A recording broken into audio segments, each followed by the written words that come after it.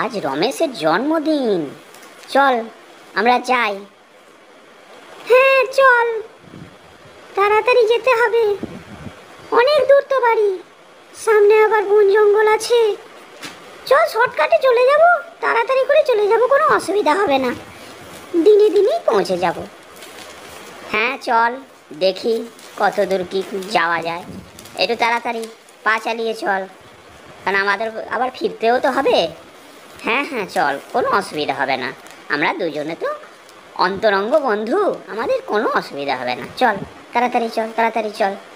হ্যাঁ চল, রাস্তা দেখে শুনে যেতে হবে, আর বেশি সময় নষ্ট করলেও কিন্তু হবে না। চল চল চল, ঠিক আছে, চলো চলো চলো। এই রে, আমরা কি রাস্তা ভুল করে ফেললাম?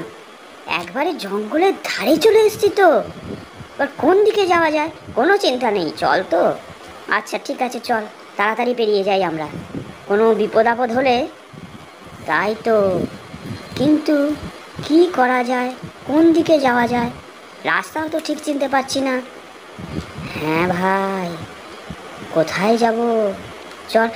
এ বাবা, এটা ভাল্লুক চলে এসছে। এই তুই কোথায় চলে যাচ্ছিস? দাঁড়া দাঁড়া দাঁড়া, এ তো মরে গেছে মনে হচ্ছে, একে তো আর খাওয়াই যাবে না। না, আর একজন ছিল, সে কোথায় গেল? আমি তো তাকে দেখতে পাচ্ছি না। উফ, আজ দিনটাই আমার মাটি হয়ে গেল মনে হচ্ছে। এই ভাল্লুক তোকে কি বললো রে?